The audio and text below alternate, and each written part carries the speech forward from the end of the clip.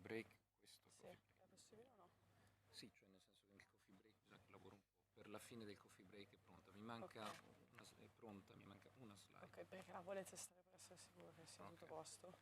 E se non è fattibile, gli No, possiamo no, poi no, dire no, non è va bene. fattibile. No, nel senso che veramente mi manca una slide, però volevo Ok, sistemare.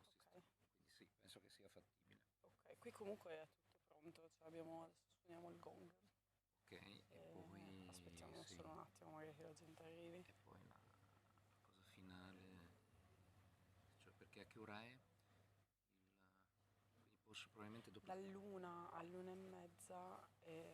la premiazione, cioè che dobbiamo avere il foglietto con Sì, i nomi. sì, è quello bisogna vedere con Linda. E non posso farcela. Ci sono diverse slide. C'è la slide con scritto tipo Closing Ceremony, la slide con scritto Early Career Awards, generica, in cui tu presenti e dici i nomi on Sì, stage. partiamo con gli Early Career Esatto, Scientist, poi ok. facciamo la chiusura, così Ok. chiudiamo. Allora gli dirò di metterla in questo ordine Sì, e c'è poi la tua presentazione che è dopo la slide che dice sì, Closing Ceremony. sì, esatto. Ok, quindi prima slide Early Career, Closing, closing, le mie slide. slide di Paolo. Ok, Ok, semplice. a Sì, posto. sì, sono 5-6, non è che però Sì, sì, sì, vabbè. è solo per dare un po' di... Ok, e giusto per sapere, ti ha mica risposto il DG per caso? Eh? Ti ha mica risposto il No, DG no, per ma caso? facciamo tutto. Siamo sicuri? Diciamo che se Da ci qui a sono lunedì. sottili variazioni sono implementabili senza che probabilmente lui se ne accorga, nel senso Poi che immagino che non controlli il sito tutto il zero. tempo. Sì, credo che abbia problemi altri per la No, testa. perché Ciao, Marcella. cioè, vorrei potenzialmente pubblicare oggi perché poi Craig va in Sì, sì, vacanza. sì. Cioè lo Pubblica. sostituisce qualcuno, però se è tutto pronto siamo Pubblica. più sicuri. Sì, sì, Ok, sì. a posto. Così. Allora vado a spiegare al tecnico le slide, Sì, che così lo sa, e gli dico che fa il sì, possibile. io cerco di finirla adesso, appena finita la cosa, chiacchiero un attimo con Tony, Sì, poi sì, sì. faccio quella slide, gliela diamo e poi io vado a fare il checkout e ritorno. Sì. Scusa. E, per dare la slide vai come al solito allo speaker preview, che Sì, le prendono quello loro. ha ragione, perfetto.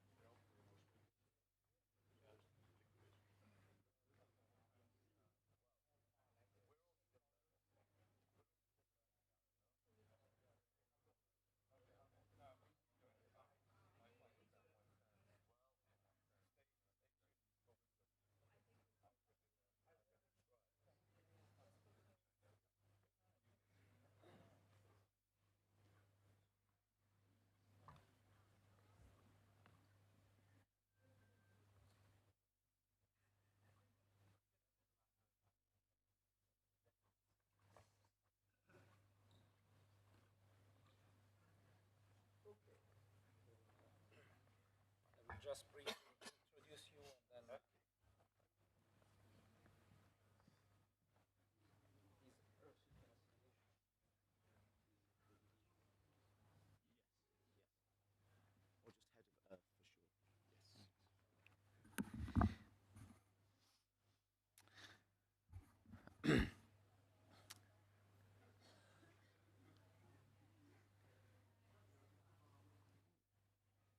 Yeah, it's not so.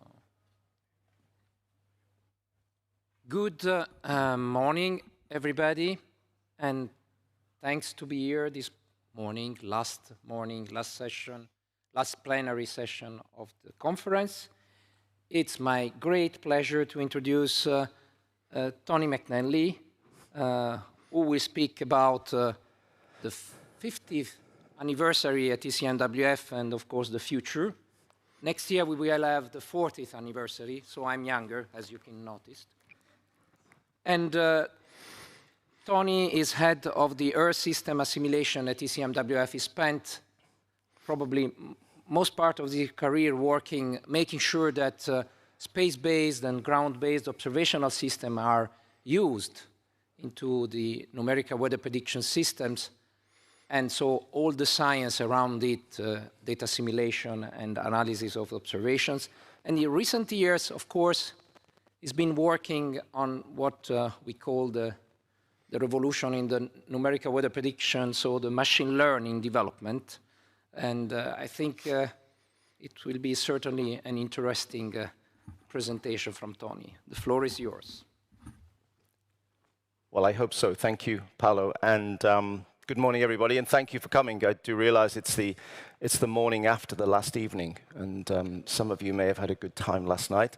So do sit back and relax and sleep off what you need to sleep off. So yes, it's the 50th anniversary of ECMWF, and I'm going to give a shortish presentation. I will not fill the full hour, I promise you, talking about ECMWF at 50. But I'm really going to encourage you to go to our website and have a look at some of the material on there. We've had several events over our 50th anniversary year to celebrate what is really quite a long time. If you go back in time to 50 years ago when people had the idea of establishing a European weather center, it wasn't a universally popular idea at the time. And I think it's really quite mind-blowing that 50 years can pass so quickly for an organization. And an organization actually, to me, still feels really, really young. But we've had some really good celebration events. We actually have one going on in parallel in Bologna at the moment, and we'll conclude the year in December with a special workshop to close our 50th anniversary year. So this is the overview of my presentation. I'm going to give a very short explanation of how we got to where we are today. But with the emphasis, which I hope will be of interest to you, is more about the exploitation of satellite observations. Then I'm going to have a look at some of the present-day capabilities, and then I'm going to get into what I call the opinion and speculation zone, which is probably the most interesting bit, because a look at the future is always interesting, because we don't know, and I think we're on the edge of a future which is really, really exciting, but also really, really uncertain. So I will try to spend most of my time talking about that. And I'm going to try and stop long before the hour to try and provoke, hopefully, a lively discussion, because we want to hear more voices on this subject about in what direction our business is traveling at the moment. First, a bit of history. I've locked the doors. You can't run out, so you've got to sit through this. But the past 50 years, again, don't worry. I'm just going to give you some homework. I'm not going to try and talk about the last 50 years. That would just be dreadful, actually, for both of us. It's a long, long journey, and if you speak to different people, they'll have different ideas on what the history looks like, etc. But I will encourage you to go and have a look at two publications which are posted on our website. One is about we wanted to call it the first 50 years, but that's a little bit optimistic, you know, but 50 years of data assimilation at ECMWF, and also 50 years of modeling. And they're really nice guides. And they've been written in a very human way, in a very personal way. So you've got opinions in there, you've got biases, etc. They are not scientific publications, and I would recommend that they are worth a read if you have some time. But I am going to try and cover the past 50 years in one slide. And again, as an audience, as a community involved in exploiting satellite observations, I think this bit of history is actually quite important. In the very early years, ECMWF was established to do medium-range weather forecasting. Medium range is pushing out into the day 5 type region. And it's just a fact that if you want to push out your forecast horizon, then you have to do things globally. That the weather that we are experiencing in Europe 6 days from now will not have its origins in Europe. We have to track back up through the atmospheric flow, and it could be over the US or the Pacific at the moment. So in order to push the time horizon, you have to push your operations out to global. And so we needed global modeling, but we needed global initial conditions.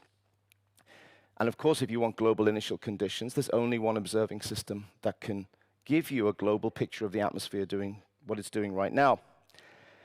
We use satellite retrievals. And back in the early days, the only data available was from the US, from NOAA and NESDIS. And they disseminated their retrievals.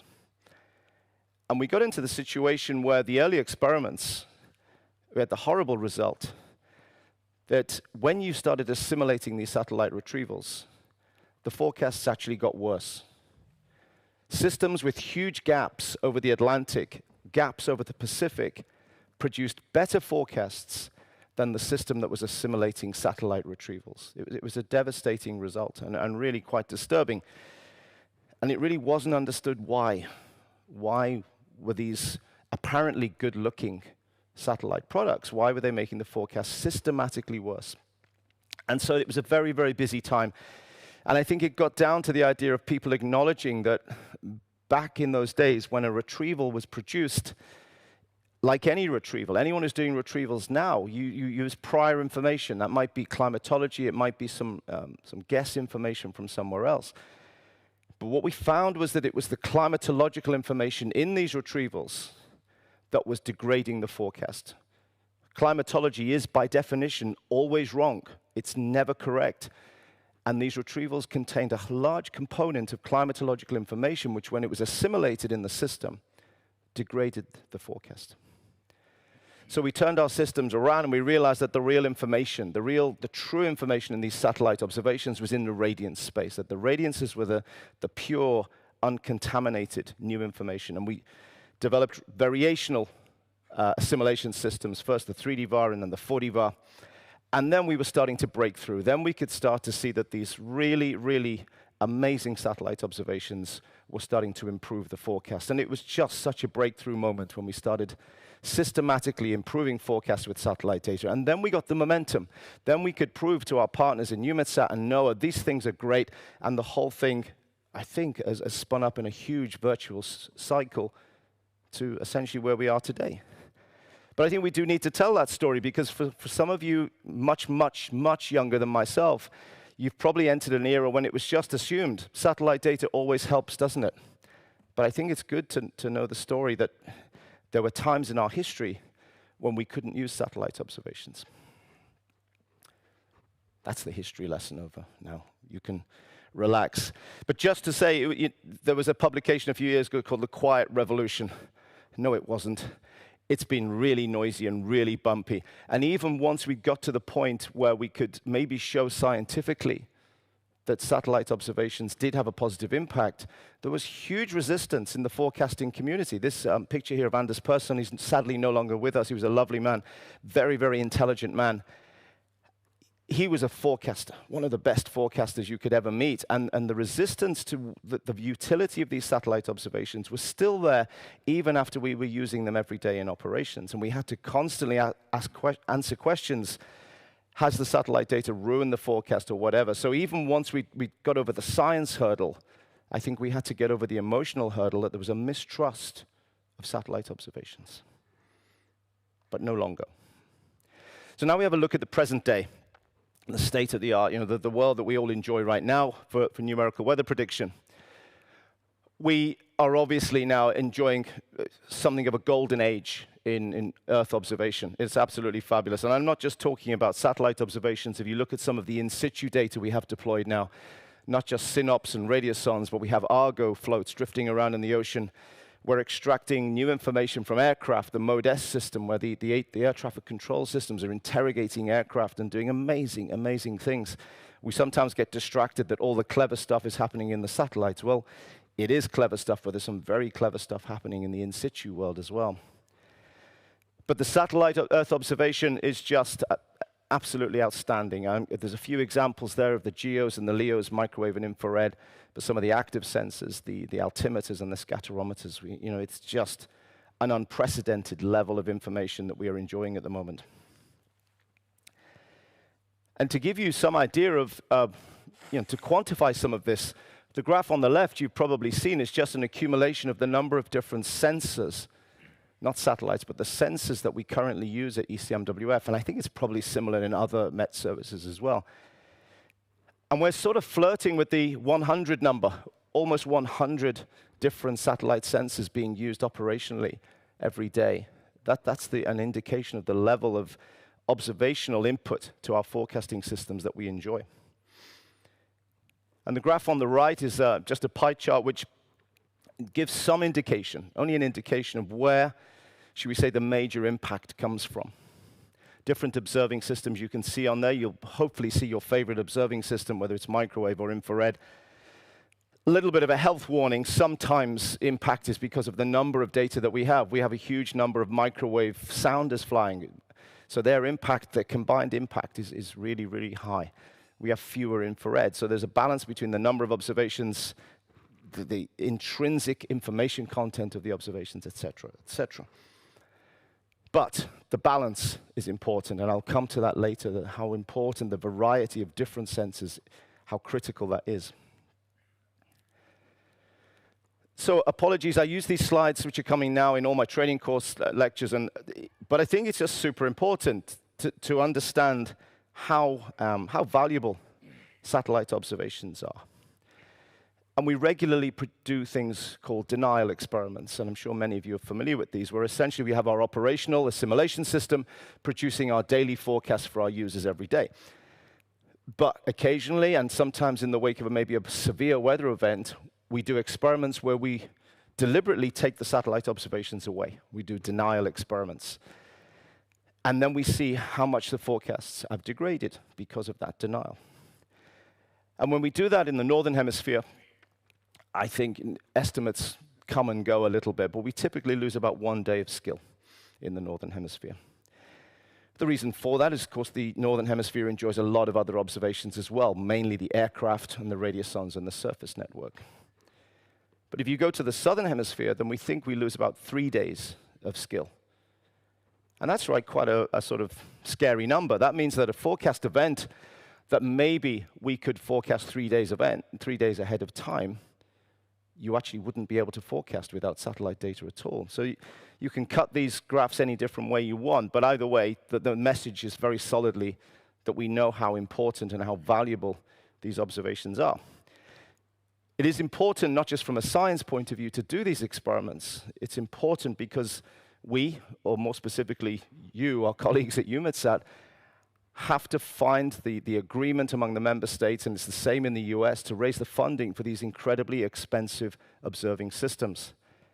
So we have a responsibility to quantify how valuable they are, and we convert these into social economic benefit studies and numbers and dollars and euros. But those statistics are not particularly helpful, I would say, to really tell the full story. What does 3 days mean? You say, so what? I lose the predictability of my barbecue or whatever. No, it really matters. This is Hurricane Dorian. It's a beautiful picture. Hurricane Dorian viewed from the Sentinel-3 satellite.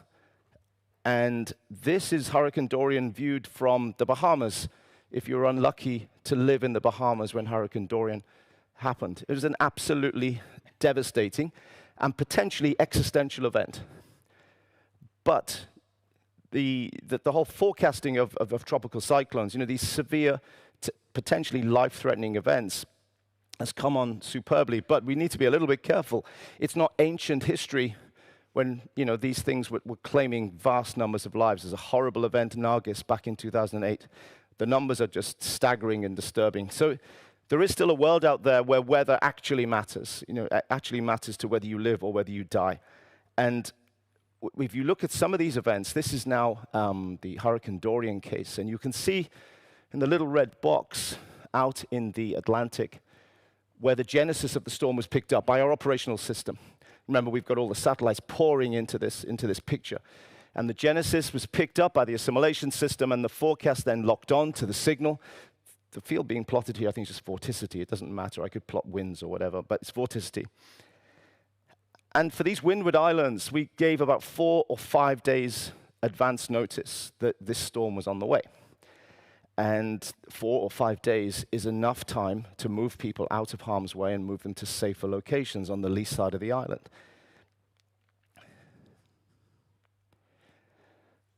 In the bottom panel is the slightly chilling result when we did the denial experiment. We took the satellite observations away. And you can see in the same red box that's just produced below, the assimilation did not pick up the genesis of the storm. Why should it? It had no observational information to pick up the genesis of this storm. And people quite often say, yes, but we would have sent Hunter aircraft out to spot. No, you wouldn't, because Hunter aircraft are deployed on the basis of satellite imagery, on the geos, picking up the storm signals. So these people would have zero warning of this storm about to arrive. And if the information that was missing, you know, the ocean temperatures, the mid-level humidity, the wind shear, these are all factors which go into the intensification of a storm. These are the ingredients for these horrible, horrible weather events. And we had no information on that, and our systems could not pick it up. So it's a very graphic and a very chilling illustration of how important what we as a community do. Yeah? The people who are designing the satellite instruments, deploying them, using them in assimilation, doing forecasting. People talk about value chains. I don't even know what a value chain is. But the people who live in these islands, they absolutely depend on these satellite observations on which we all base our careers. So I hope this is, it certainly motivates me, and I hope it motivates you. But it's not so simple, of course. It's not just a question of having satellite observations or not having them. Here's a picture of a different storm. This is Storm Lorenzo. It's the genesis. Just this area of the Cape Verde Islands is a famous area in the Atlantic where these storms are born. And there's a storm in there, somewhere inside that red box. But it's a really difficult picture for an assimilation system to pick out. You can see what's going on in that image. You can see some clouds, of course. The experts among you can probably see some desert dust blowing off there, a touch of sun glint you can see maybe in the imagery. There's a lot going on in this atmosphere and a lot going on in the observations of this atmosphere. So just pulling out, oh yeah, there's a storm, not so easy. And this is where the point I'd like to make is that we need this amazing balance of different sensors that we currently have deployed in space, because we need these multi-spectral images of what's going on in the storm. We have the visible imagery there. That's the Sentinel, again. It's showing us the cloud tops, but it's telling us something about the clouds, the nature of the clouds as well, the visible imagery. It's showing us the structure of where the storm center is so that we can start to work on that. The microwave, of course, is penetrating some of the clouds, but it's telling us about the precipitation bands in there. Where's the active precipitation happening? Where are those rain bands? What's the thermodynamics, if you like, inside the storm? The infrared is giving us a thermal picture of the cloud tops. How high are those clouds? How cold are they? And of course, in the gaps between the clouds, it's telling us about the water vapor structure. And then we have the active technologies. We have the altimeters and the scatterometers, the C-bands penetrating straight through the clouds, and it's looking at the ocean surface. It's looking at mixing. What's happening at the ocean surface is vital for storms. If there is a lot of mixing at the ocean surface, you're bringing cold water to the surface, it's going to shut the storm down. If there's less mixing, it's not as simple as that. But this ocean-atmosphere interaction is absolutely critical, and these active technologies tell us what's happening below the storm. So we have this amazing multispectral, multi-dimensional picture. And then when we feed these satellite observations into assimilation systems, they build all of these layers together into some sort of three-dimensional, multi-parameter view of the atmosphere. And that's what our forecast needs. Our forecast needs this three-dimensional view of everything that's going on. So there's some, you have to hesitate, notable achievements. There's been lots of notable recent achievements. I'm just going to mention 3 because they are sort of They're generic and quite important. I think the first one is looking at coupling. So we used to have atmospheric communities, and then we used to have ocean communities, and we had atmospheric composition, etc. But increasingly, all those communities have come together now, and at ECMWF and other weather centers, NWP is done as a full Earth system process that we treat the land surface, the ocean surface, the ice, and the atmosphere as one complete unit. We have these things talking to each other via what we call coupling. The ocean talks to the atmosphere in nature. Therefore, our data assimilation systems and our forecast has to have the ocean talking to the atmosphere. This dialogue is what drives many of our weather systems. And this is just an example of where we're using microwave, low-frequency microwave data. You can constrain the SST. You can look at the SST from these satellites and know what the skin, or the few millimeters, is looking like. But if you couple that knowledge of the interface layer to the atmosphere, you're improving the atmosphere, but you're also improving the subsurface because the atmosphere and the ocean are talking. You're capturing the dynamics at the surface, the thermal exchange at the surface. So even though you have satellite observations just essentially of the top layer SST, when you couple a data assimilation system, you can start to get subsurface information from a knowledge of the interface. So if you're an organization such as EUMETSAT that's trying to raise support for an observing system, we can now demonstrate that these observing systems don't just help the atmosphere, they help the ocean as well. And they help the cryosphere. This on the panel on the right is about constraining sea ice concentration with exactly the same observations. So we're extracting, the taxpayers are paying a lot of money for these systems. And it's sort of our duty, if you like, our responsibility to make sure that we're extracting the most value from these expensive observations. And this coupling of the different Earth systems is one route to achieving that. Future design. Over the years, we've always had a process to define what should we deploy in space. But I think we've sharpened that now that we've got tools from the NWP assimilation world which can actually simulate the impact of future systems. And it's one input to the process. It's not the only input to the process, but it's a very important one because it tries to estimate if we were to launch this service tomorrow, what would be the impact on our forecasts. And this graph here is just a study that we did in collaboration with EUMETSAT to try and to look at the Sterner system. The Sterner is a constellation of microwave sounders being coupled with a possible Aeolus follow-on instrument and trying to quantify what would those instruments do on their own and what would they do in tandem if they were deployed together. And you get the very pleasing result that the impact of each one is very significant, but the tandem deployment would be even more powerful. So we can now start to feed objective information into this process of deciding what to fly and how and when to fly it. And the final notable achievement is, I think, the speed at which we in the community have onboarded machine learning across our entire workflows to not just to emulate. We hear a lot about emulation.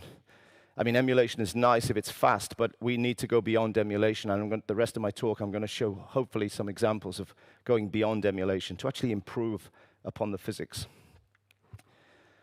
This is a terrible list. I'm not going to, don't do lists. Stop doing lists. I'm going to show just one example.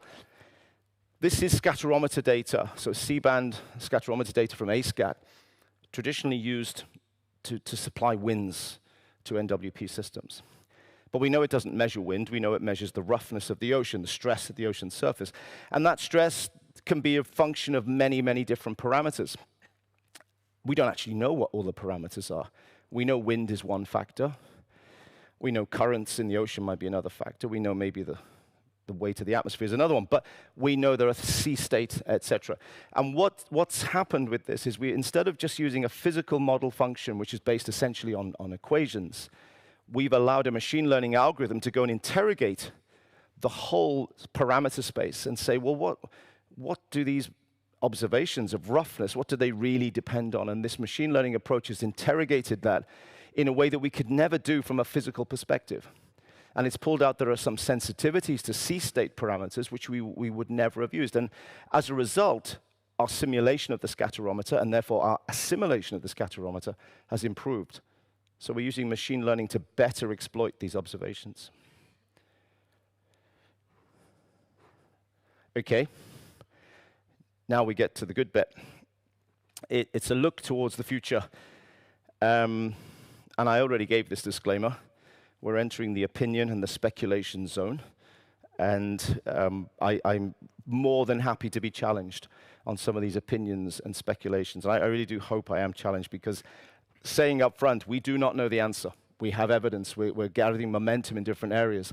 But we absolutely do not know the answer. So our community is on the edge of something which is incredibly exciting. And there's a lot of very, very fluid and lively debate going on. But this is my take on it. And it's personal. It's not the view of ECMWF. Nothing official. It's just my own biased view of the world. So, inflammatory statement number one. I think we are reaching a point where significant gains in accuracy and detail. Now, accuracy and detail, what do I mean? When we want a weather forecast, we want it to be really accurate.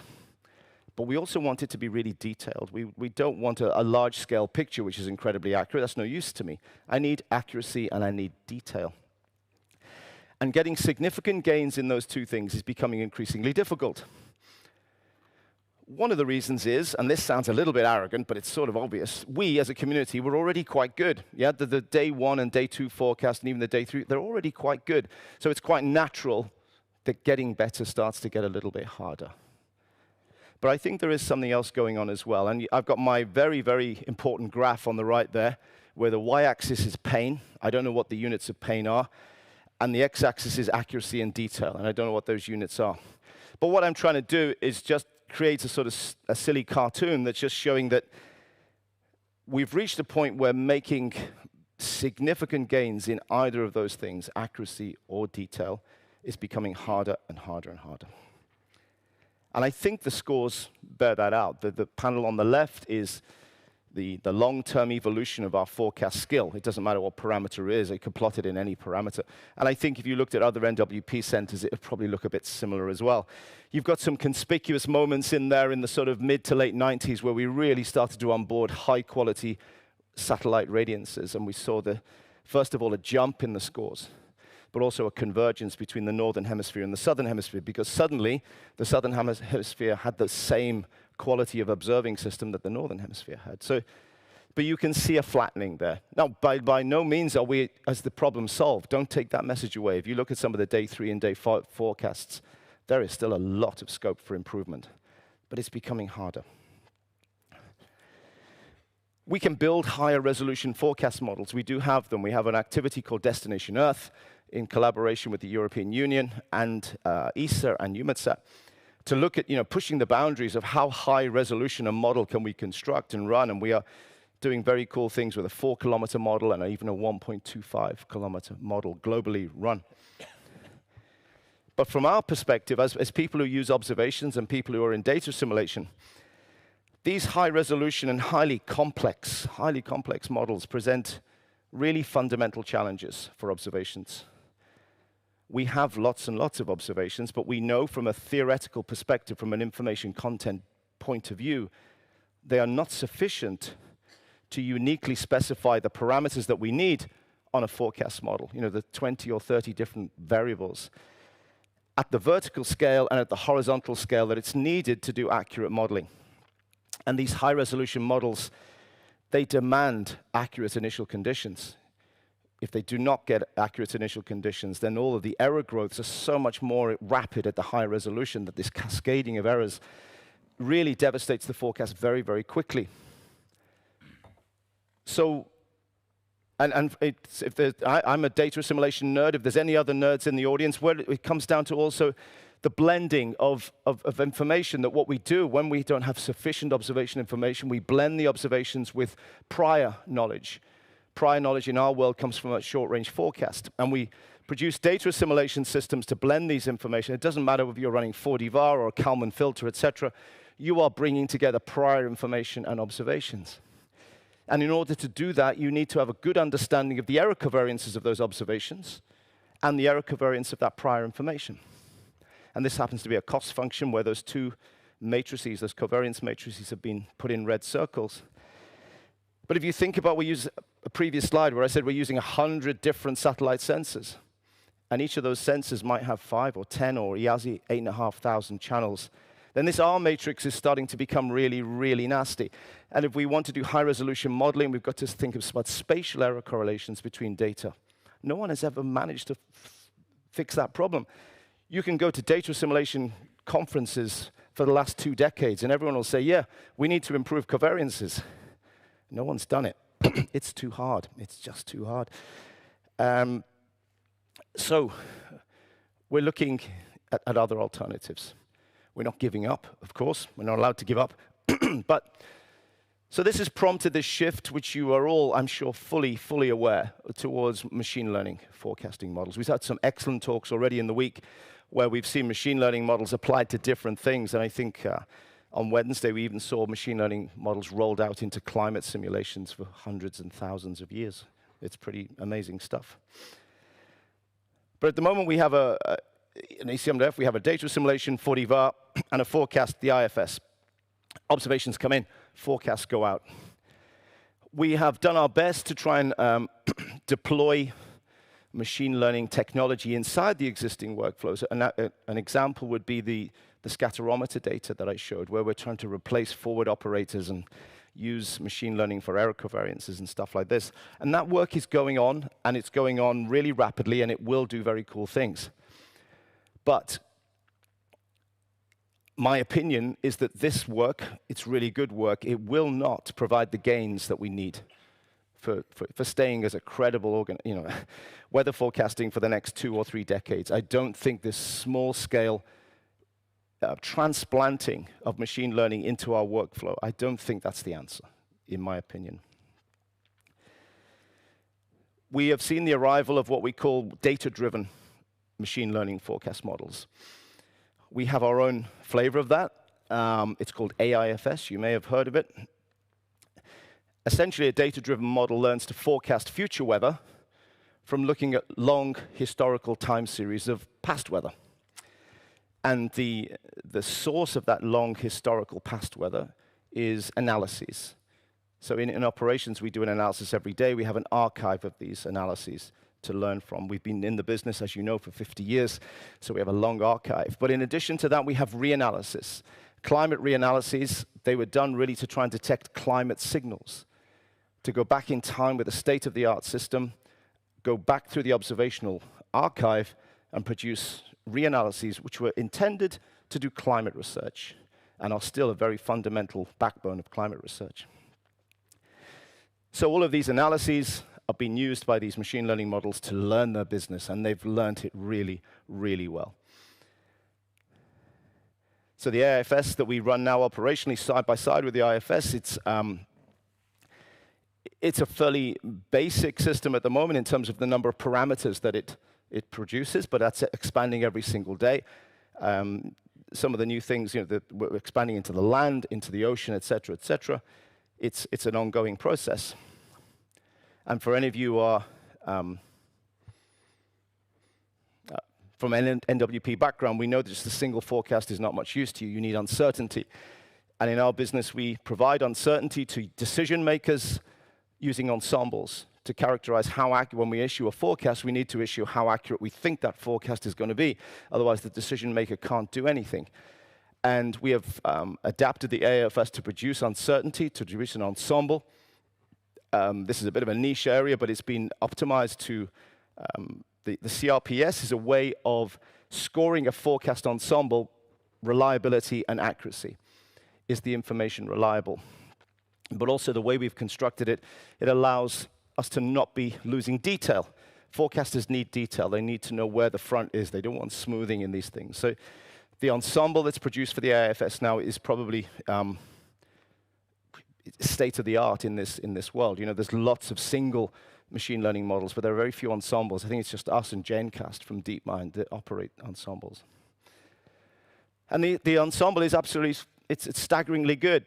You can compare different scores for different parameters, but they all sort of tell the same thing, that these data-driven models are more accurate than the physics-based models. You can argue about some of the details in the fringe, but the core message is they are more accurate than physics-based models. But of course, we do treat these exciting new models with some caution, because you really need to. That some of the machine learning models which have hit the market, we're in a world where the promotion and the media campaigns around, every single day you'll see some article, even in Nature, where someone else has completely redesigned the world and they're going to save it. These things need to be viewed really carefully, because some of the models achieve their apparent accuracy through dumping information, by smoothing, by losing energy, or even producing non-physical solutions that they don't have the basic physical characteristics we'd expect from a reasonable forecast. The wind and the temperature, for example, are not balanced. So we are eyes wide open into this. We know these machine models are new, and we are looking at them in forensic detail about what's good about them and what's not so good about them. So, should I just stop here and say that's the future? I don't think it is.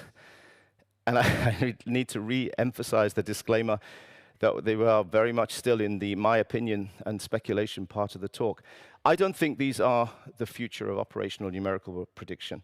And I'm going to give you 2 reasons why I think they're not the future. The first one is sustainability. What the hell does that mean? So at the moment, our machine learning model and that of all our friends in the commercial community, like GraphCast people, DeepMind, Microsoft, sorry if they're the really big ones, the NVIDIA campaigns. They all sit on top of our initial conditions. They are initialized from our daily analysis, the 4D var. They don't yet have a way of routinely generating their own initial conditions. Initial conditions, of course, come from observations. It's the business that we are in. So you think if that's going to be your future system, well, that's great. But you're going to need the 4D var every single day. So you're going to need the physics-based system, because at the core of 4D var is a physics-based model. And so you need to keep the army of amazing scientists who are currently doing observation work in 4D var and the army of people who are doing physical modeling to allow the initialization of this new machine learning model. It's just from a pure resource point of view, it's not sustainable. Whenever you go down the hybrid route, hybrid A and B, you need to maintain A and B and the hybrid, which is C. And we are all resource limited. And I don't think we can push forward the science of all of these systems in parallel. Something has to give. So I don't think they are sustainable. But also from an R2O, what I mean by R2O is research to operations. Normally what we do in our NWP world, and I'm sure the rest of you in NWP, every year or 2 years, maybe we do an upgrade of our system, an operational upgrade. The more you start to hybridize systems, you need to somehow synchronize the hybridization. So at the moment, we are about to implement our next model upgrade, which is called 50R1. Doesn't mean anything, why should it? But the AIFS needs to be retrained, because the AIFS is trained to forecast weather from past weather. So when our initialization changes, the AIFS needs to be recalibrated. But of course, while we're developing the new system, we don't have 10 or 20, 30 years of the new system. We have like 3 months of the new system. And so you can start to see that there's these tensions between the research implementation of new model cycles, when your headline forecast model needs to know what the new cycle looks like. And you start to get this slightly difficult situation. The other reason I think these are not the future are what I call a skill ceiling. It's a well-known fact. The machine learning models are only as good as the training data that they are exposed to. They can't be better than that. I mean, you can go back in time and look at regression retrievals from satellites. This is well known. Yeah? You can't be better than what you're training from. So these operational analyses and these reanalyses, they're very, very good quality. But they are the quality that they are. And you are limited in the accuracy of your machine learning model by the accuracy of these things. And I'm going to pull out one example, and it's related. Luis gave a great talk on Wednesday about looking at some of the physical processes that we don't currently understand. And it's a bit of a random example, but what we're looking at is tropical cyclones. And the plot on the right is, those of you who are into tropical cyclones, a really big thing is the wind-surface pressure relationship. So there's a well-known physical relationship between the surface pressure and the winds. But in numerical modeling, we've never, ever achieved it. We've never managed to reproduce this relationship that there should be between the winds and the central pressure. The observations, in quotes, of this in the black line, this is the sort of IB tracks wind-pressure relationship. This is the thing we think should be the case. The cluster of models that you can see there all cluster around ERA 5. ERA 5 is the reanalysis training data set that I talked about earlier on. ERA 5 does a great job of the things it's good at, but one of the things it's not very good at is capturing this surface pressure wind relationship. And look at all the machine learning models. They're clustering around the wrong answer because they know no better. They've been trained how to do this forecast by ERA 5. And so we shouldn't be surprised that they are limited by ERA 5. So it's one example, but there may be other examples. So what we really need to say is we need a way of breaking out of this skill ceiling. We want these machine learning models, which are so exciting, not to be held back by perhaps the limitations that we are currently dealing with in our physics-based numerical modeling. So I'm coming to the end now, hopefully, of my talk, and I'm just going to introduce something, but Peter Lean, I think, on Wednesday gave a great exposition of this thing that we are now exploring. It's called direct observation prediction. We're building a third thread to our suite of different systems, and it's called AI Direct Observation Prediction. And essentially, we are asking the question, can we learn a new type of forecast model? We've always built our forecast models from equations. We've done amazing things over the decades with this, and they are still the backbone of our operational forecasts, remember. And now we have machine learning tools, but we know that they are sort of hindered, they're still tied to these physics-based systems. And if we want to go further, we have to learn new models. So we're going to try and learn a model directly in observation space. And I've listed what the advantages, if we're successful, the advantages are sort of obvious. This is a schematic of the neural network that we're essentially using. In a nutshell, we put observations into the network, and the network produces future observations. Everything stays in observation space. If it's radiance, we forecast future radiances. If it's synops, we forecast future synops, etc., etc. Everything is built in observation space. And we find that actually the fact that the network is exposed to all of these amazing different observations, not just satellite observations, but in situ observations, it sort of works. We think the network is learning how to predict future states of the atmosphere, but viewed through the lens of observing systems, not in gridded space, not in levels, not in grid points, etc. And this is just an example from a Severi simulation. On the left is what DOP is producing. On the right is the real Severi. And the thing we've highlighted in some red lines, these models are not just advecting. You know, people say you're just moving weather systems along in space. They're not. You can see that there is evolution to those weather systems. There's real physics being learned purely from the observations, no equations involved. And it's staggering how good these neural networks are at learning the correlations between the different observations to do this job. And as I said, if we can forecast future radiances and we can forecast future synops or forecast future radiosons, then we can start to forecast future weather parameters. I can tell you what your radioson station over Lyon will be doing 5 days from now, and there is obviously a need for that. And this is just an illustration that not only can we forecast, for example, synops or radiosons where they are, we can forecast where they are not, because the problem of space and time is completely interchangeable. So we can forecast synops stations in the middle of the Pacific, even though they don't exist there, because the network has learned not only how to forecast in space, but in time, and those two are interchangeable. So we can essentially, if we want to, produce gridded output that looks like a forecast model. But remember, behind the scenes, it's very, very different. And the early tests of this thing are quite encouraging. This is 2-meter temperature on the left. The scores You can see what the IFS model produces, what the DOP model, and what the AIFS produces. Now, we still are not there. We are a very long way from this thing being, operationally viable. But some of the early performance is quite impressive. And it's not just large-scale features of weather parameters. We're starting to look at how does it do things like tropical cyclones, because, of course, these sort of weather phenomena really matter. And it sort of works. It's learning how to do things.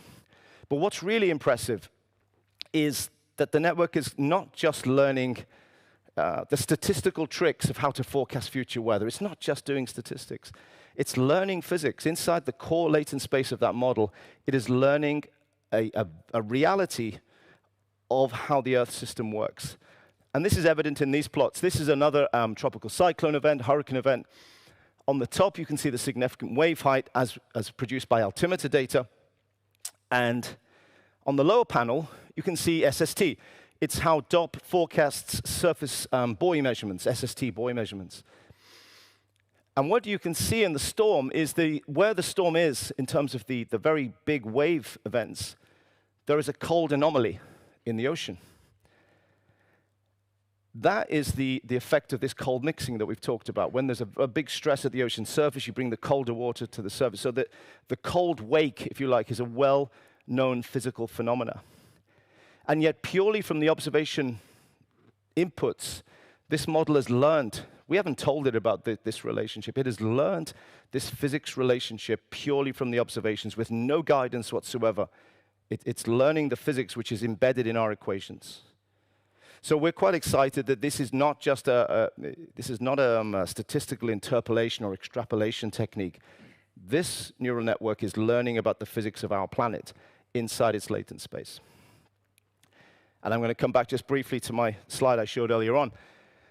All of the traditional models which are trained on reanalyses, they cluster around reanalysis, and there's one outlier, and the outlier is the blue line. And the blue line is actually edged closer to a more realistic representation of this surface pressure to wind speed. This feature, which has eluded numerical modeling for decades and still eludes numerical modeling. I think when you just look at the observation, you're exposing a network to these observations. It's starting to learn physics which our equations currently do not represent. And I find that really, really exciting. So very promising, very far from operational. Some other speculation. People say with AI systems, will the observations change?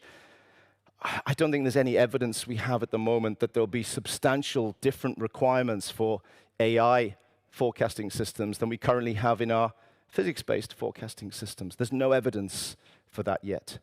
I'm not going to go through this list. We may see some small perturbations, perhaps, in the trade space. Would we rather have a constellation of slightly less accurate satellites or one hugely big, very impressive accurate satellite? That trade space might change slightly, but we're still going to need the full and glorious observing system that we enjoy today. And so any suggestion that that's not going to be needed is really dangerous. Put it out of your minds. We're going to need possibly more than what we have today if we are using observations alone. Challenges for the future. I'm just going to sort of go through this very quickly. It's probably a subset of challenges for the future, but we should never take for granted the need to convince decision makers that these observations are vital to what we do. Let's never forget, these observations are hugely expensive, and people are paying for them, and sometimes people are hurting. Yeah, they're paying taxes to launch these instruments. So we have a duty of care, a duty of responsibility to constantly inform and educate and convince the decision makers that these things are important, because if we fail to do that, then we will lose these systems. So maintaining observation capability should never be taken for granted. Sustainability of these AI systems, I've mentioned that already. We had a great talk again on Wednesday on the rise of the private sector. I think the private sector is a threat rather than an opportunity. People have this euphemism, they call them opportunities, don't they? I think the private sector involvement in the space, I think that's a great collaboration, and NOAA and EUMETSAT have really forged a great way of working with the private sector, of purchasing observations where it makes sense. That's one side which I think is great. The other side of private weather companies essentially just repackaging what's out there, freely available, should we say, and then maybe finessing slightly, and then calling it their own, and then saying, yeah, we're beating the world. I'm worried by that, obviously, because there's just no verification, there's no accreditation to these private companies, which they've signed up to. The WMO has a very great accreditation system, and all the numerical models in the world, we all validate each other on a systematic basis. If a private weather company is happy to come into that fold, no problem at all, but not yet. Other things, RFI, disruption to observing systems, never forget about that. Observation exchange, we take that for granted. Politics change, so we shouldn't take it for granted, maybe. And then there's a few other things which I can't really say, they're a bit woolly, so I'm just going to leave them hanging, really.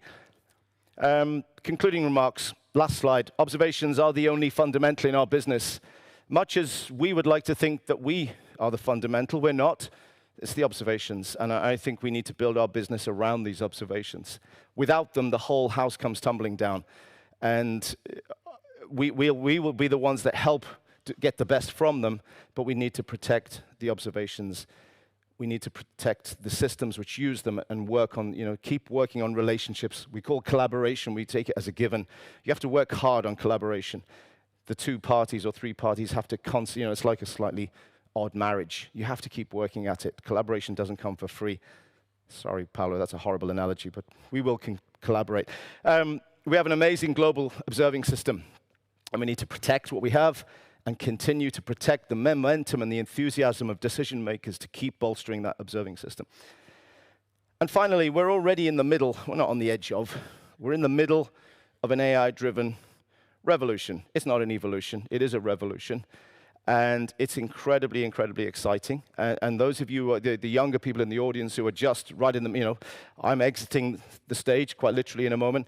You guys are just arriving. This is just the most exciting time to be in our business, and I hope you are excited and enthusiastic about it. And I'm going to stop there.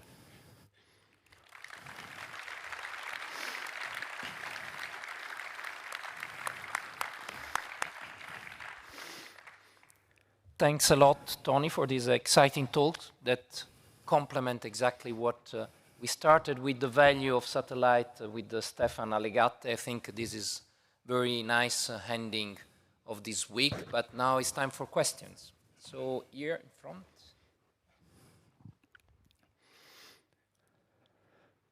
Thank you, Tony. It's nice when I'm dreaming. I will dream of, I know 1% of Tony McNally knowledge. And I will be very happy. So my quick question to your DOP concepts. You are emulating, simulating observation and use as it is under the traditional NWP model framework. Is that possible to have low-hanging fruits, learning about the error covariance matrix, and other correlations so that you can direct inject to your traditional NWP without even bother to go to observation steps? Is that possible? Yeah, very good question, and I think the answer is yes. I need to be a little bit careful when I'm giving these presentations. That, we focus on what's new and shiny and exciting, but let's make no mistake, these systems are nowhere near operational, and all of our base services currently rely on what we'd call the conventional system. And so I hope it wasn't lost in the narrative. We are still absolutely trying to onboard machine learning knowledge into the conventional system, because at the moment, that is the only safe operational system.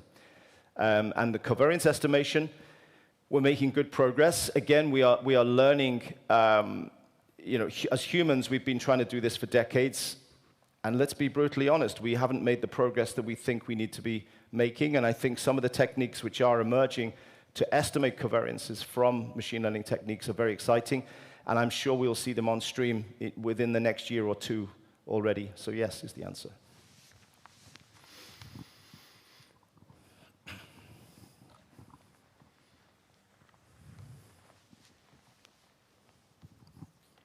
Thank you, Tony. That was really interesting. I've got so many questions, but I'll try and limit them.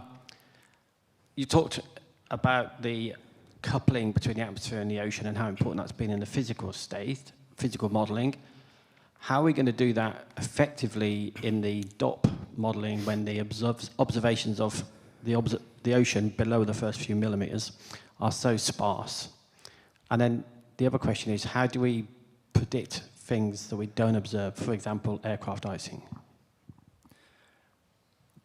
So the first question I think I can answer more easily than the second one. The fact that we are simultaneously feeding to the network observations from the atmosphere and the ocean is implicit. The whole concept of coupling doesn't exist. The observations to the network are completely abstract. They're just ones and zeros. It doesn't know if it's come from the ocean or the atmosphere. It's just building up correlations between these sources of information. So DOP is not coupled. It's intrinsically an Earth system. The sparsity question is a really interesting one, and we don't yet know the answer. But what we think is that sparsity for data assimilation systems is a real problem, because where you have a gap, you have a problem. Yeah? But what we're trying to convey with DOP is not a data assimilation system. It's learning a model. It's learning a model from where it has observations. So where it does have observations, it's learning physical processes. And it can apply those same physical processes in data voids, the same way as a physical model can be applied where there are no observations. DOP can be applied in where there are no observations. But of course, the limitation of that is if your observations are so sparse, perhaps you're learning physical processes which are not applicable to maybe the Arctic or something like that. So it's a very valid question, and it's something we're challenging ourselves with. Data voids per se are not a problem. But data information representativeness is a problem. If we are simply not observing something that we need to know, that will be a problem. And I think we will definitely bump into those things. The final question, what about things we don't observe? Hands in the air. We can't forecast them. If we can't observe it, we cannot forecast it. Now, that is a problem, and I don't know what the solution to that is. Maybe we'll keep our physical models as a post-processing exercise that we'll use DOP to get out to day 5 in observation space, but then our physical models about aeroplane icing will be then applied at day 5, but they won't be applied at day 0 and then accumulate errors. So it's that sort of idea. But I get that, obviously, it's a really good question, but also I would say if there's something you can't observe, how do you model it? How do you verify that your models are very good? Now, maybe with the aircraft one, you do have good campaigns, etc., to model that. But yes, hands in the air. If we cannot observe it, we cannot forecast it. Yeah, nice, inspiring talk, Tony. Thanks for that. You showed that there are like 3 branches emerging now in weather NWP. So you have assimilation. You have the model, say the proper model physics, and AI. Okay, now we come with budget cuts because we love budget cuts. And we say we want to reduce our budget to 33% of what we have. So what will happen then? It's a good question. I think it's folded into this question that I called about sustainability. When I showed a slide of what I thought was sustainable, it does slightly address the very good question you've just asked. If our new shiny ML models sit on top of the existing physics-based system, and I use the word army, an army of people to maintain the physics-based system and the data assimilation system and the observation network, then we're being a little bit dishonest with ourselves because these machine learning models are not doing the whole job, yeah? And so if we are forced to make reductions in resources, I think sustainability is one of the driving factors. And it's one of the reasons that we are exploring the DOP principle, is that we think, not because it will allow us to get rid of people, but it will allow us to keep doing the things that we're doing with the people that we already have and the observing systems that we already have. But look, it's a political question. I don't know the answer. But I think the best we can do is just keep convincing people, the decision makers, that what we produce is already very efficient, and without what we produce, then the consequences would be awful. We all have to justify our existence, and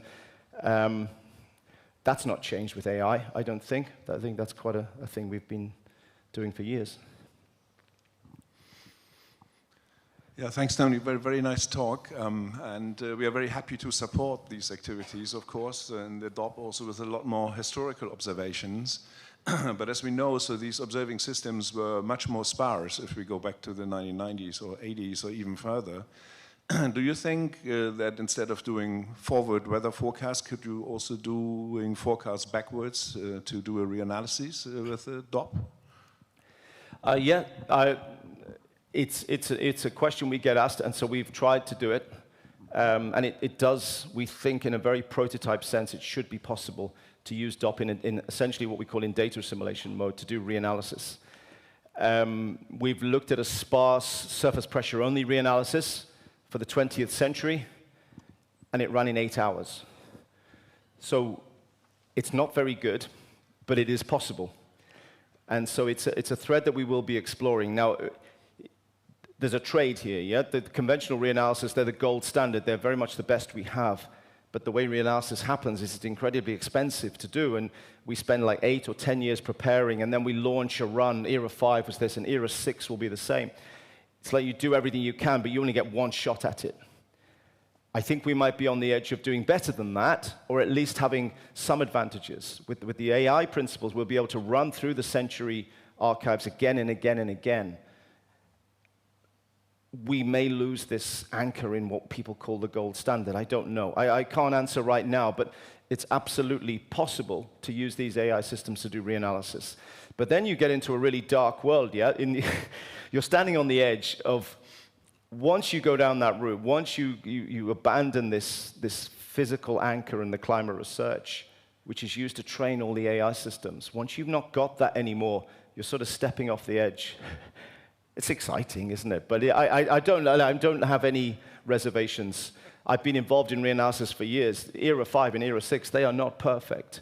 There are compromises which get made. So we'll just make different compromises, I think. Hi, Tony. Hi. Very nice talk. Did you have time to start looking at the convective scale, how we are doing in the convective scale? Or, for example, let's say model soundings. I mean, those are highly important for the operational meteorologist. And are we picking up all those fine scale details which are very crucial there? Not yet. Of course, it's a very, very valid question. Everything we're doing with the AI systems, look, we are guilty of overselling, right? We're doing something which is very exciting, and we do genuinely think it's the future, but they have not yet got to the point where we can take the physical systems away. And a high-resolution physical model of a convection-permitting model, we don't have any equivalent of that just now. But we have no reason to believe that if we invest sufficient resources, we don't see any fundamental blocking to that. And again, I come back to the fundamental fuel in our business is observations, and we have observations. We have satellite observations of convective systems. We don't have radiosondes everywhere.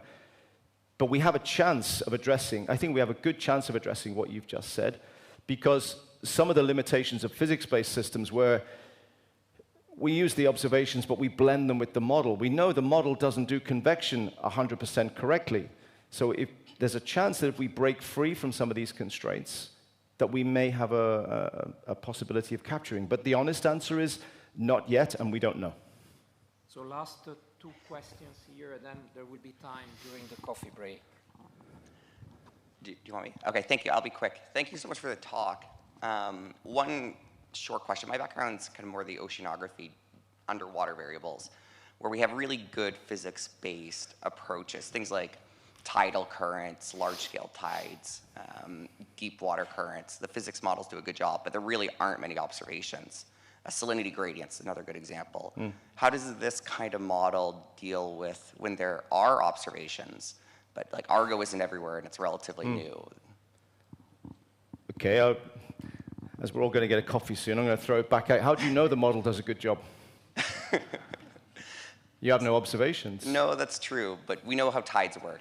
Yeah, no, I'm being deliberately facetious.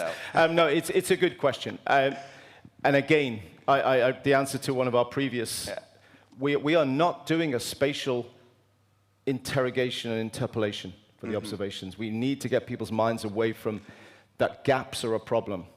We are using observations to learn new models. Now, you are perfectly correct. We have good ocean models. We can model some of the large-scale dynamics in the ocean rather well. We're not even close with eddies. Yeah. We don't get the mixed layer depth particularly well. There's things which the physics models don't do well. So really, we are just going to explore, can we use observations? And I don't mean of a day. I'm talking about 20 and 30 and 40 years of observations to learn new models. So learn a model in, for example, mixed layer depth. If we have some observations from from the Tau network of those soundings, can we look at the long historical records of those data?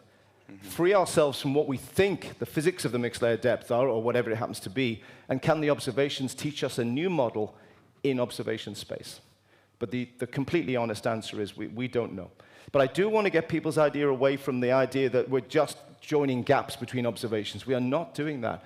We are learning new models from the observation, new physical models from the observations, not from equations, but from the observations. And in fact, look, that's what people did. I know Newton didn't sit under a tree and he wasn't hit with an apple, but physics has grown from observations, where people have seen something happening and they've tried to write an equation to model it. So we're now seeing stuff happening with observations, but rather than us writing an equation, we're challenging a neural network to reproduce what we've observed. That makes a lot of sense. Thank you. Thank you, Tony. A very stimulating presentation. Just over here. Sorry, the lights are so bright, I couldn't see you. And I appreciate the candid insights as well. So my question is about the DOP and what you said about the system learning, some of these properties. And if I understand correctly, what you mean by the artificial neural network is basically effectively a black box. And I was just wondering whether you can give us some insights into how you're dealing with potential overfitting. It's a very, very well-known aspect of the system. And I'm asking because I saw a presentation by Stuart Russell a long time ago, sort of talking about how we sometimes, see things in this example. There were two AIs playing football. And he was saying, we're under the illusion that they are playing football, but if you start to change, some of the conditions, actually, they are not. So, just your insights into that would be appreciated. Thank you. So, it's a really good question, and it's a very valid question. We started going down this road when I think AI things were black boxes. And I think we're getting better than that now. I think we are developing diagnostics to interrogate these black boxes. And we are starting to uncover, the honeymoon period is over, by the way. So we're now doing things like controlling learning rates. And guess how we're doing them? It's a human being going, that's too much, that's too little. And we're doing tuning. We're doing tuning of learning rates in the same way as many of us have been tuning error covariances for many years, etc. And we're in the happy state at the moment where everything we do is like leaping us forwards and we're getting, but I'm pretty sure we will break through the ceiling of the current skill with these systems. I'm absolutely convinced of it. But I'm also absolutely convinced that in 10 years' time or whatever, we'll be sitting in front of an army of scientists who are not doing the same things, but they're still doing things which scientists are needed to do. But it'll be a new type of science. It'll be understanding what are the sensitivities in these networks. How do we optimally determine learning rates? You can't just double it or half it, So the idea that we are all going to become redundant, well, sorry, we're just going to have to do new things. And I think the idea of understanding the sensitivities in these networks, how do we optimize them? I think they're going to, I hope they're going to stop becoming black boxes, and we're going to see an even, a more exciting, accelerated performance once we actually start to build the tools to optimize these networks. Because you're right, at the moment, most people use them as black boxes. It's so accessible. You can download off the net something to do incredible stuff. You have no idea what's going on in the middle of it. I'm sure that will change.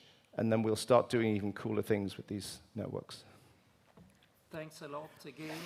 And see you at the end after the session. We will reconvene here for the last plenary. But thanks again, Tony, for this talk and this discussion.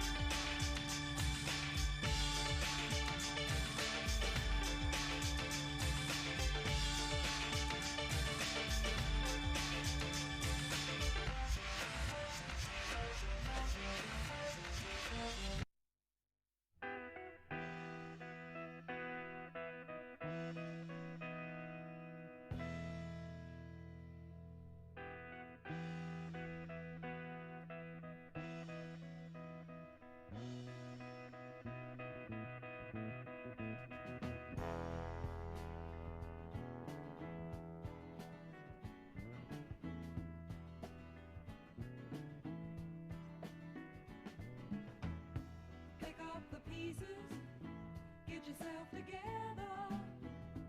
Don't let the people in the street see you cry. Get to a place where you can find some sunny weather. Keep up the motion, your cakes are dry.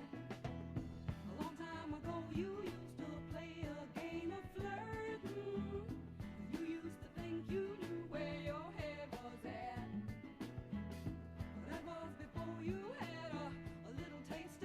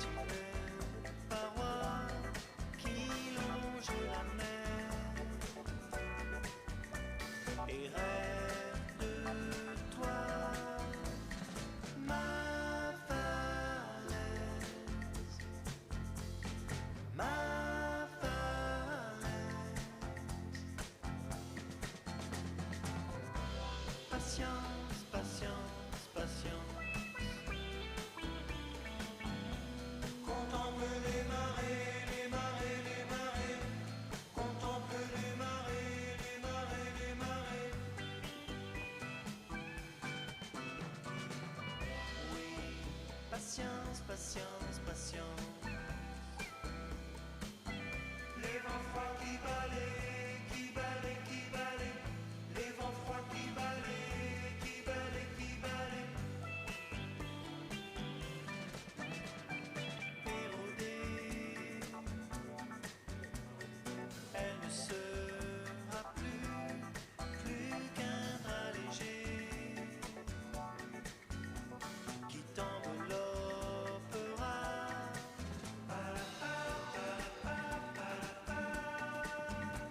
Et veillera sur toi.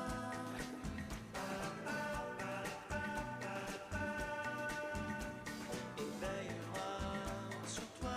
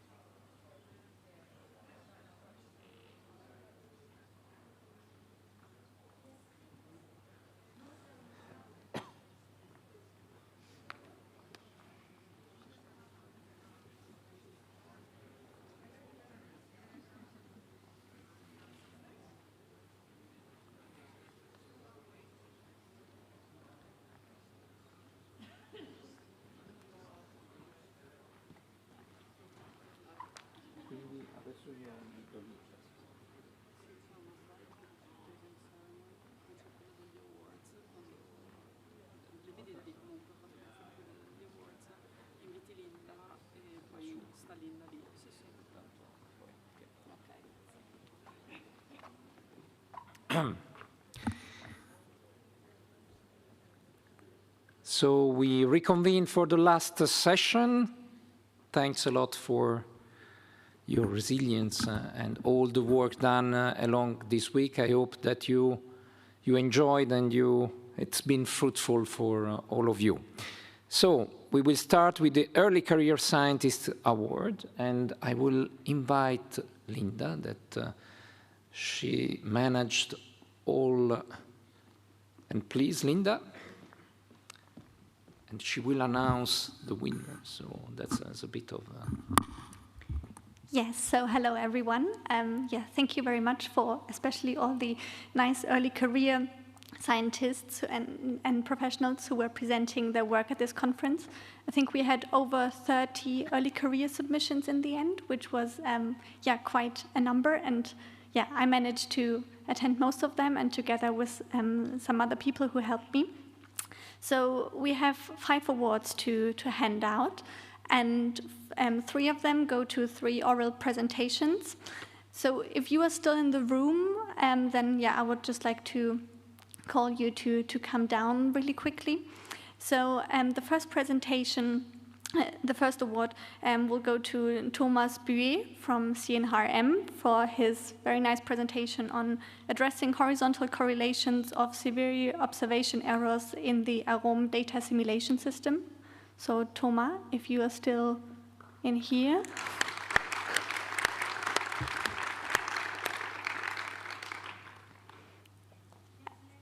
Okay, apparently he isn't, so then we will tell him by email.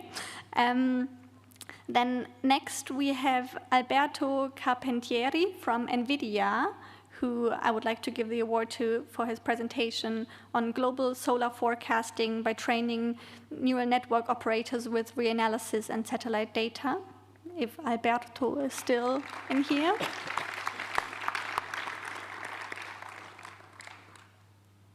I don't see anyone moving. Okay, then maybe let's see for the next one if Gloria Klein from CNRM is here. She gave a very engaging presentation towards a new atmospheric correction accounting for the Earth's curvature and light polarization for aerosol and surface properties retrievals using the MTGI FCI data. And we would like to give her an award for this. So Gloria.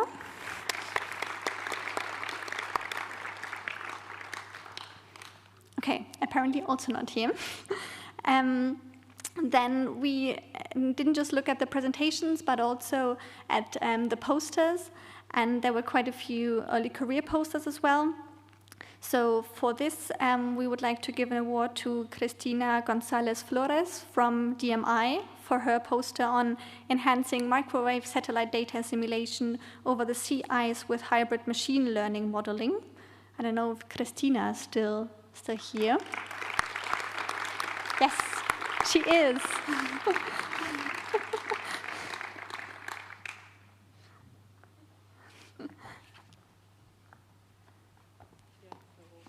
Thank you for... Yes, I don't know if you want to say a few words about your work. You don't have to, otherwise. I'm very surprised, so thanks for this award. Okay, apparently she has to. No, so I just want to thank you for this opportunity and also for this EUMETSAT fellowship that I'm performing at DMI in collaboration with Norway, because it's been very, very helpful and I'm learning a lot. So I just want to thank you. Yes, thank you. And then also for her very nice poster, we would like to give an award to Zoe Giquier from Meteo Swiss for her poster on the analysis of the parallax effect of MTGLI group and flash data over the Alps and prospects for a real-time parallax correction implementation at Meteo Swiss. Is Zoe still here? Okay, I know I saw her earlier, but maybe she has already left. So yeah, then, yeah, to those who weren't here yet, we will of course inform them that they won an award. Maybe they are also watching us on the live stream. And yeah, thank you very much for all the nice presentations and posters from the early career scientists. And applause to Linda, because she took care of all this organization. So thanks, Linda. Okay, so I think this is a usual and we have a short presentation, very short, try to give you a little bit a flavor of what happened this week, and of course it can be just a flavor because there's so many things and so many presentations and activities going on along this week that is impossible to summarize in this presentation. But we will try. We are collecting all the input from the sessions, and of course we try to make a sort of report or a synthesis of all happened this week. So for sure it's been an exceptional year for EUMETSAT New Generations. We had the launch of METOPS GA1. We had the 8th September, there's been a party because they switched on the MTGS instrument. So MTGS is also starting to come. And we had the first, very quickly, a first image coming and to be already available, even if there's, of course, now to all the phase of the calibration, etc. But this is still an exceptional result, I think. And soon we will have also another launch. But just to use a bit of humor, as we are at the end of a long week, we have someone that is taking care, looking also to our satellites on the sky. As we are in France, of course, using Asterix and Obelix cartoons for this. So our plenaries, I think there's been I hope you appreciated the effort we made in developing and picking up those topics on the plenary, the economic development perspective on meteorological satellite observation, the fiducial reference measurement, the observing the ocean from space, and ECMWF 50th year anniversary. I think this has been a very interesting plenary and discussion as we had today, but also the other days. I think we try to select topics and so also if you have idea on other topics that also would be useful, and we like to have feedback from you on this part as well. So we will run soon a survey, actually probably already sent emails, but in the survey you can provide your inputs, and that would be much appreciated. It's been an amazing week. It's impossible to summarize. We are getting, as I said, all the science feedback from the different sessions, so I pick up few, so apologies for the others. This just to give it really, to have a flavor. So, for instance, on land application, how the global IASI LST climatologies are in good agreement with other climatologies and show similar trends in air temperature, which is an important to keep track this, because there's let's say custodian of what how the climate evolve and change is extremely important. So. Or for the Sterna session, AWS performance is good and has been improved based on sensitive and extensive data analysis, and we got a lot of lessons learned, and then we hope to use for the continuation through EPS Sterna. Application side, the wildfire, new products from FCI, Sentinel-3, important step towards in terms of wildfire detection that can help the fire season, where we have seen the problems happening in different parts of Europe, southern, but also close to the Arctic. The hydrology session, another important application area, the importance of antecedent soil moisture condition using the HSAF data in flood warning from Italy and Poland examples. I think this is also where satellite data are becoming extremely important, even if the monitoring phase, they provide an important tool for forecaster or protection agency to support their planning and activities. On operational programs and preparedness studies, also the machine learning technique for reconstructing vertical cloud structure from healthcare. That was one of the presentation that, among others. So of course, I'm picking up really some cherry pick, but I think there's been a lot of important presentations. And we had also in the same session advancement in Sentinel-3 synergy on aerosol capabilities. And last but not least, in the prediction landscape, systematic activities for building right training data set and to exploit different type of observation. I think there's been a lot of discussion on AI as well, as we have seen this morning in the plenary session. But this is just to give you a very short. We had a foresight day, so we had starting this activity of the foresight in EUMETSAT. User needs are evolving very fast, much faster than 10, 20 years ago.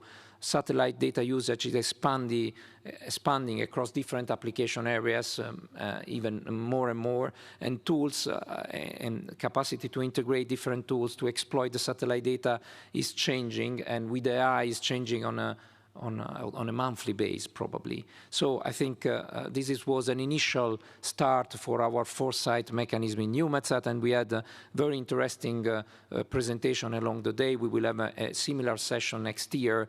This is just one example on the FSOI analysis that was presented by Philippe Chamon from Météo France, or physically based AI model for climate presented by Dale Darren from Seattle University, and an interesting overview of the economic trends with the commercial weather forecasting market size growing from Maxime Puteaux from Nova Space. So, a journey to build and consolidate a community, I think has been a great event, and that was part of the history of France, as we know very well. Although we have a problem here looking to this, because in this, and you can read on the French side on the comment from Asterix, a strong army usually has a very crap food. So maybe we are a weak army. I don't know. I think we need to think about this for the next year. But that's I think has been absolutely great evening together. So our early career scientists, we have the award. They are our strengths, our future, but they are our strengths. I mean, this is Obelix falling into the magic portion. So I think I have the feeling that we don't use enough their capacity to look forward and to look really in different directions and horizon. I think it's important not only to recognize their value because they are young and will be the future, but to recognize the fact that they bring already something new, some new idea. We have to listen to them probably much more. And they had a very nice kind of speeding data event where, and this year I think it worked very well. I think we will certainly propose this next year as well. I think it's been a great, very good event. I would like to remember our sponsor here. Of course, it's important.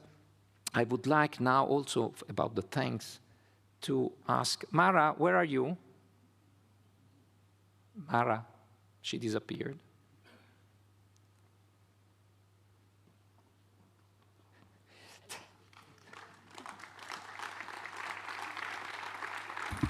So this conference is science, but is capacity to build it, to deal with the logistics, and to build and deal with the people. And there is a bit of magic here. And Mara and the rest of the team, Anne-Claire, Sylvia, she's already home, they create that magic. So that was the first year for Mara, so but thanks a lot.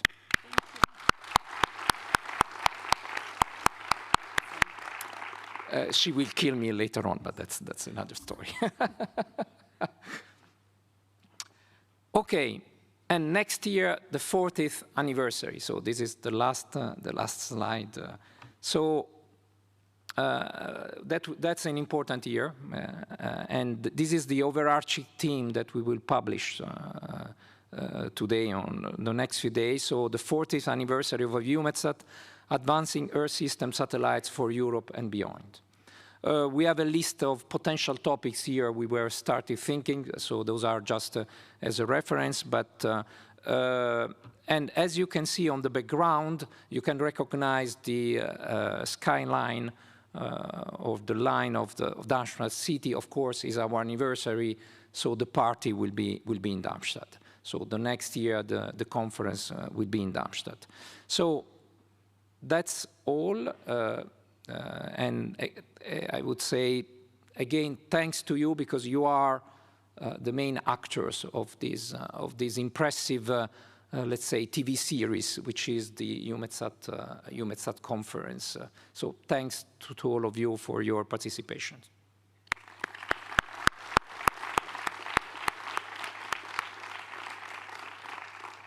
And have a safe journey back.